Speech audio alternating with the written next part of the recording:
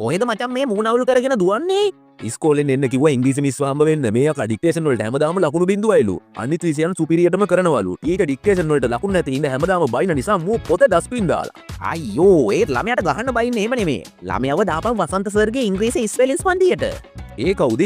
Dictation දඬුවම් රැල්ල අවසන් කරලා කටපාඩම් කිරීමේ පරණ ක්‍රම වෙනුවට ශබ්දය අනුව ඩික්ටේෂන් හුරු කරන ඉංග්‍රීසි ස්පෙලිං ඇන්ඩ් ප්‍රොනන්සියේෂන් පොත ලිව්ව වසන්ත සර්. අපිට ඒ පොත ගන්න බැරි වුණානේ.